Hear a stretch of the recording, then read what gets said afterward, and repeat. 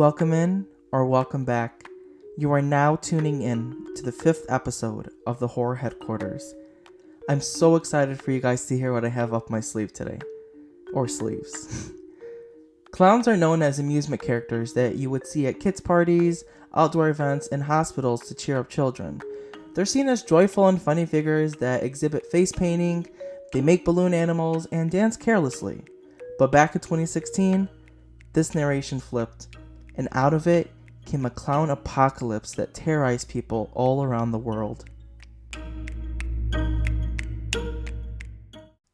I'm going to start at the root, the beginning, where it all formed, where it was all created. August 2016, Green Bay, Wisconsin.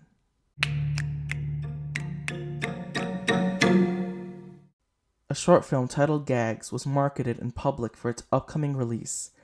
Turns out they were using a clown as the front of their marketing campaign to wander the streets at night holding balloons.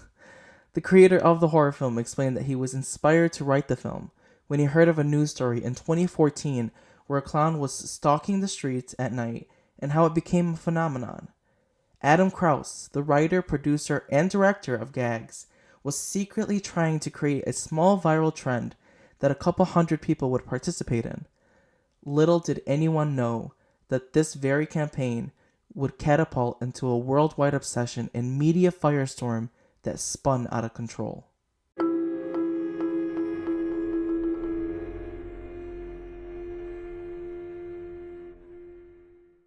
A regular pedestrian came across the clown, snapped a picture of it, posted it on Facebook, not realizing that this post would be seen by tens of thousands of people, reposted, and eventually gathering the eyes of people all across the world. And soon, clown sightings were slowly emerging. Counties in Wisconsin stated that clowns were attempting to lure students and kids into the woods with money and treats. But as soon as the cops arrived on the scene, they scattered. Multiple occurrences started to splurge across Wisconsin, dripping into the rest of the US and bleeding into countries across the globe. The clown pandemic had begun.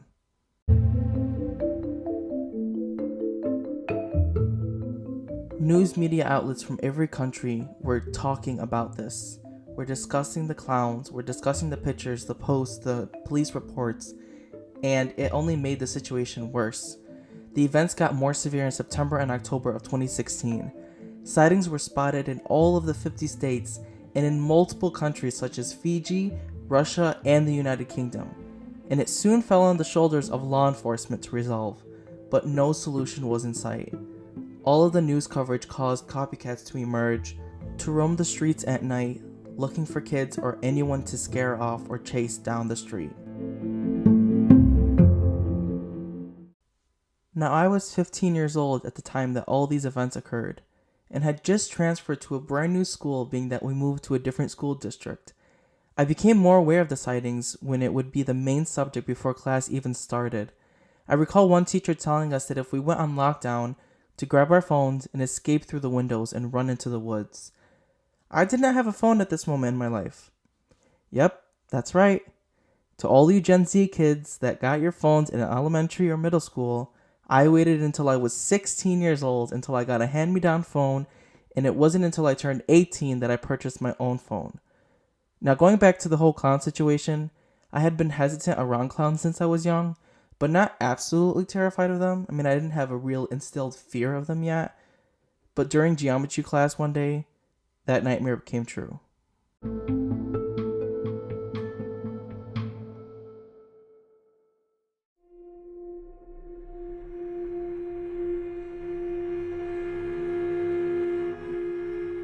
It's crazy how well I remember this day, because it's a day that I'll never forget. I mean, obviously I'm not as terrified of it anymore, of like that day specifically, but I'm terrified of how I felt in the moment when I was 15 years old. Now, as cliche as it may sound, it really did start off as a completely normal day, but when the speaker in all the classrooms went on and it announced that we were going on lockdown, I froze. Everyone froze. Even the teacher froze.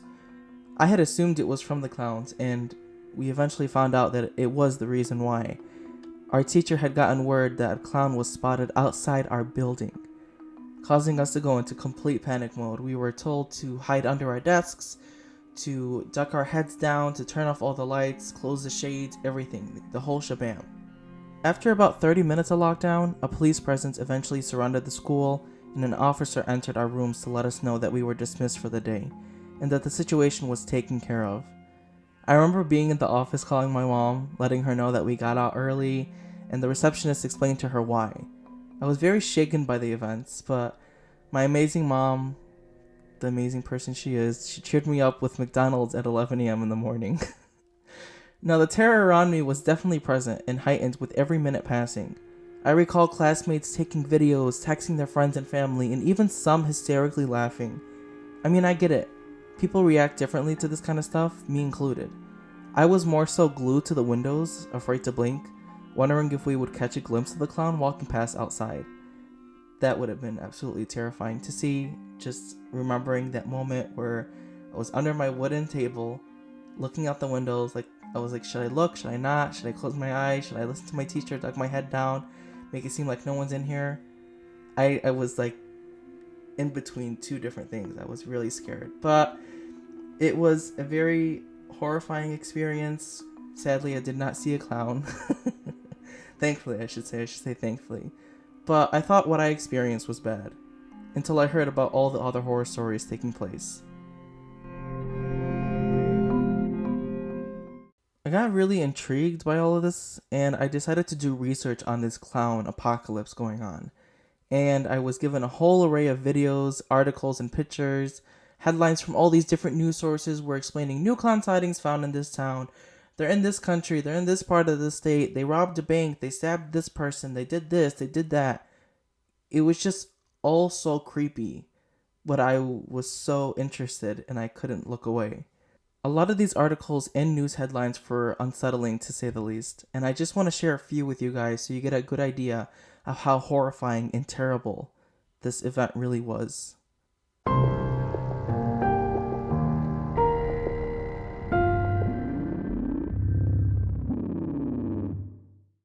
The Guardian was one of the first news sources that I had come across when I was doing my research, and they were talking specifically about the clown sightings in the UK.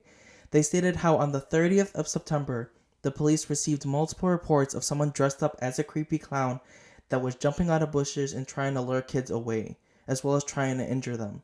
And then over the next few days, a splurge of clown incidents happened, and on October 5th, the UK declared that a clown craze was happening.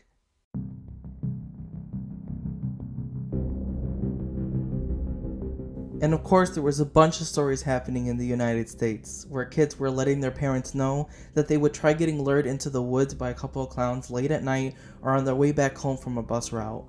A lot of this footage was actually captured on Ring cameras, security cameras that were laying outside of buildings and households.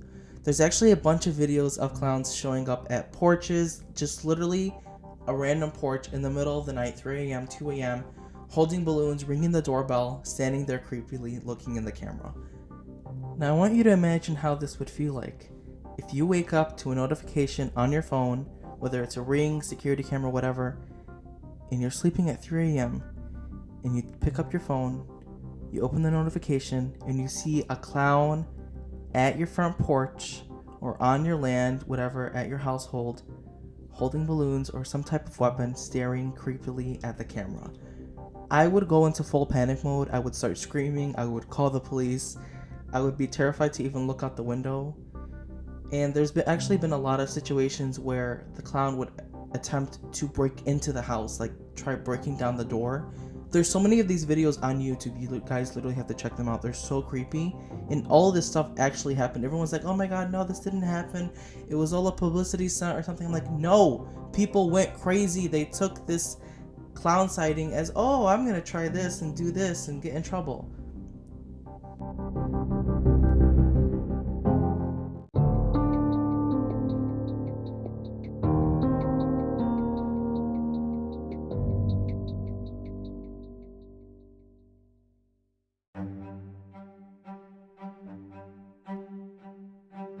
Now, as I said before, YouTube is the center of all these videos, and all the content in the world is on that app. I had searched up clown sightings on my iPad, always looking for something new, and ended up coming across a compilation of what I think was 10 different clown sightings in different states across the US, and each one was even more terrifying than the last one. Like they had ranked them from least terrifying to most terrifying. And a lot of them would be situations where people would be driving past a corn maze or something, and a clown would come out of nowhere, jump in the back of the car. Oh my god. Heart would immediately drop if I'm being chased by a clown and then it jumps in the car and grabs hold of something. Like, I can't even imagine it. And the fact that people were doing this as a joke because they didn't believe in it, like if you watch a lot of the videos on YouTube, or if you have watched them, a lot of the people are like, oh my god, no, nothing's gonna happen, oh stop, no, this is just a joke. And they would end up getting so confrontational and like would step out of the car and be like, what are you gonna do? What are you gonna do? And they would start swearing at it, and then as soon as the clown starts running towards them, they get in the car, start driving off, and a lot of times the clown will either throw something or jump onto the car. Like, these people are so freaking stupid. I'm like, why are you either driving at night looking for a clown doing this? I would be in my house, doors locked, windows locked, everything locked, under my sheets, crying because of how scary that all seems.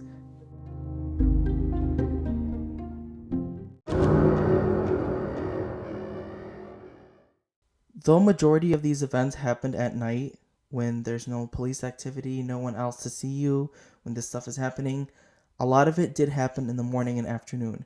More specifically, on regular trails or sidewalks that people would walk on, not even expecting anything to occur. And a lot of the videos that I've seen are people that start recording because they hear a sound, either in the woods, they hear it behind a bush, they hear a honking of a sound, of a bell, anything, and they immediately start recording. This is how psychotic these people were. They were waiting for someone to come along and end up chasing them with a weapon, a large knife I've even seen in one, like a samurai sword was one clown was holding. Like, this thing all feels like a fever dream. Just talking back about it feels like I was dreaming it all, but in reality it all happened.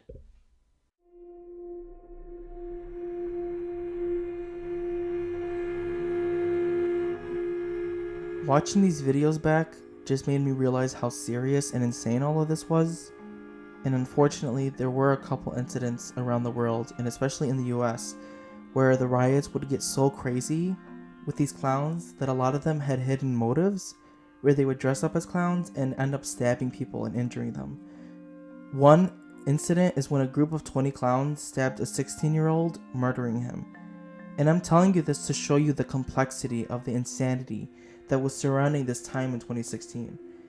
Now, if you're too young or you weren't really aware of these incidents and thought it was some kind of hoax that was happening together by the media or by the government or something, like I said at the beginning of this episode, the whole clown thing happened from some kind of stunt for a short film that was occurring in Wisconsin. But it later developed into so many different areas of social media, and especially on television and film.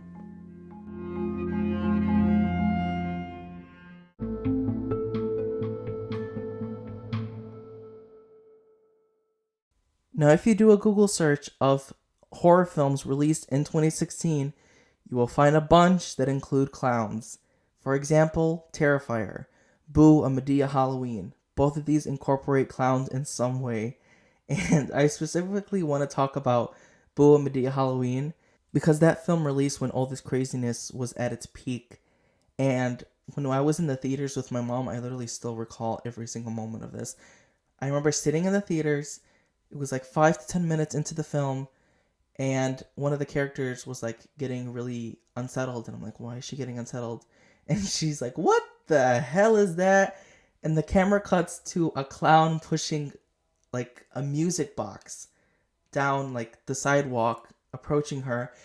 The entire audience, everyone in the theater screamed, was like freaking out. They were like, oh my god, like like the irony that the fact that there's a clown in the film when all this stuff is happening and everyone's aware of it. I mean, if you weren't aware of it, you were either very deep under a rock or don't have any social media presence or don't even care about the news. Now, I don't know if Tyler Perry, who's the creator of Madea, took all these clown sightings as a sign to do this scene last minute or something.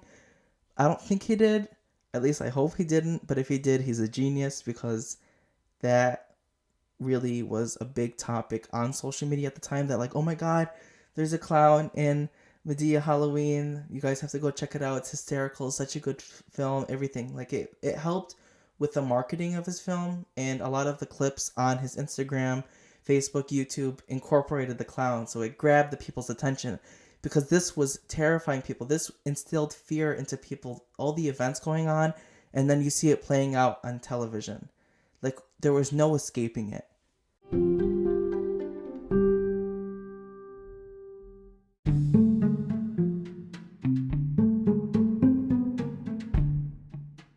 Surprisingly enough, a year later, It 2017 version by Stephen King came out, and I went and watched it with my best friend in the whole world, Anas Ois. I love him so much. He's the best. He went and watched it with me because he doesn't get scared easily, and I was terrified the entire freaking movie because I hate clowns, and as a result of 2016 and all the clown sightings, I was even more terrified. And surprisingly enough, everyone on Twitter, Instagram was still talking about the clown pandemic, I guess you could call it, clown apocalypse, when this movie came out, because there were so many depictions of clowns. I mean, Pennywise is a clown, but specifically there's one room in the film where everything's like clown, like toys, machines, memorabilia. Everyone was freaking out. They were like, oh hell no. But it was actually a really great movie, but I'll save that for a future review. But I guess I overcame that fear of being able to watch it, like a clown on a big screen, but it was still extremely terrifying. But I don't think I would have gotten through it without someone else that I know in the same room as me.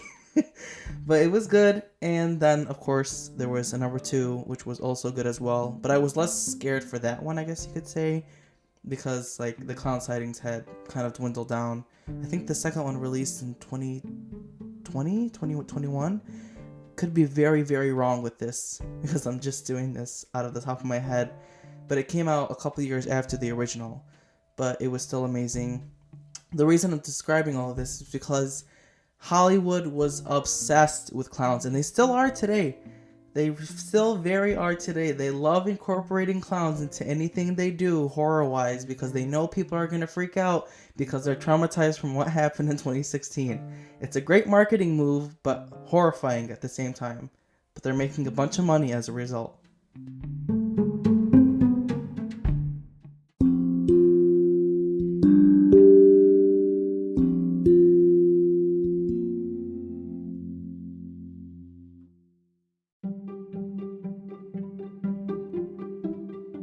To no surprise, people in society today are wondering when the next clown apocalypse will take place, being that there are so many films in the industry being released that incorporate clowns, such as Joker, Terrifier 3 coming out soon, Welcome to Derry, a new TV series based on Pennywise. There's just so much happening in society, and people are wondering when it's all gonna go down again, and they're literally trying to mentally prepare for it all. It got so bad back in 2016 that they had to take away clown outfits for I think about 3-4 years. Like I remember trying to buy a clown because I wanted to like dress up as one for Halloween, like obviously not do what everyone else was doing back then, but I wanted to dress up as one, and they were completely banned from Spirit Halloween. I know they didn't have any. They took off all the masks from the shelves as well. It was just mayhem. Now, call me crazy, but I'm mentally preparing for whenever this next clown event is going to happen. I actually have a really strong feeling that there's going to be some type of reemergence in Halloween, which is coming up. It's literally right around the corner. But Spirit Halloween still doesn't have any clown costumes, but they are loosening some restrictions here and there. So I wouldn't be surprised if you spot a creepy clown, around the corner at night next to a cemetery, chasing you down. Yeah, don't be surprised.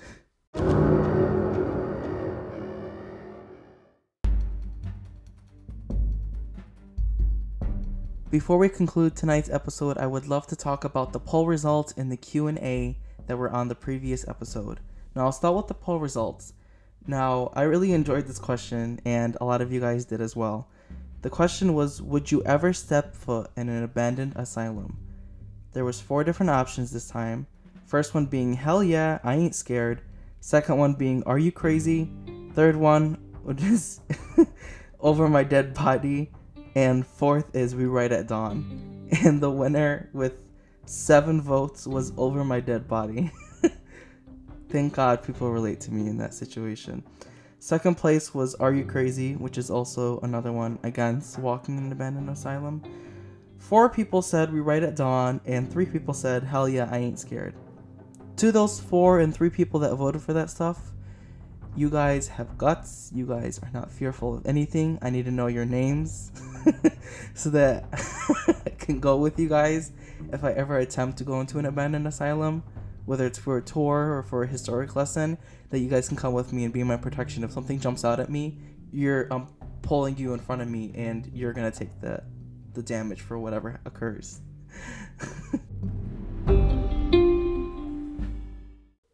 Alright, now here are a few Q&A responses that you guys dropped in the previous episode. Someone said, congrats on 200 streams, keep it up. Thank you so much. Someone else said, I've actually gone to a mental institution in my town and I felt the energy in ways I can't describe. It was extremely uncomfortable but insane at the same time. That's by Artemis. Thank you, Artemis. The previous one was by someone with a very long username, so I'm sorry. Someone else said, I know my destination for vacation, lol. That is by Hayden. Thank you so much, Hayden. Someone else said, never visited Eloise, but might consider giving it a look. I recommend it. I mean, I've never looked at it yet, but with its history, and if you're comfortable with it, I would give it a try. Why not? And then someone else said, this was so informational and I really enjoyed it. It's crazy that they're actually doing tours inside the psychiatric hospital. I 100% agree. That is insane to me. Like, whoever invested in that is a psychopath. But they're a genius at the same time because they're making buckloads of money. And that is by Demetrius. Thank you guys so much for all your responses, and I hope you guys leave some new ones on this episode.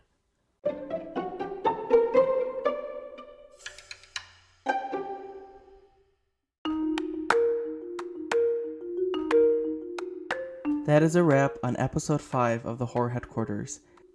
Your support means the absolute world to me, and I'm going to keep saying that every single episode. Every time I remember to say it, I'm going to say it because I really, truly mean it. I appreciate each and every single one of you. I'm so proud of this podcast. I'm so happy that I finally did it. It all feels so surreal to me, but I'm so excited to be able to do this for you guys and to be able to look upon this maybe in like 80 years and be like, I did that. I made that. Look where I am now. Maybe not 80 years, but you know what I mean. But I really appreciate it. Please make sure to check out our social media platforms. We're on Instagram at The Horror Headquarters and on Twitter at The Horror HQ. And yes, we are still working on the website. I'm sorry it's taking so long. There's finals happening in college right now. So many different projects, monologues I have to memorize. It's a lot. Even singing, I have to memorize songs. It's a lot. So please bear with me, but I promise you when it's completed, it's going to be worth the wait. There's also a poll under this episode for Spotify users, so please make sure to contribute to that poll. And there is a Q&A as well, open for any questions, comments, concerns, anything at all. Please drop anything that you guys want to say, talk about, what you want me to see me discuss in future episodes, anything you're curious about, whether it's something personal or something like what's my favorite horror film that released in this year or that year, you know, like anything at all. I'm already loving the horror recommendations you guys have been dropping, and I'm loving every single movie, and I can't wait to review it for you guys. Hopefully you guys don't see any clowns lurking anytime soon. Until next time, tread very lightly and pray for forgiveness. Midnight hour is approaching.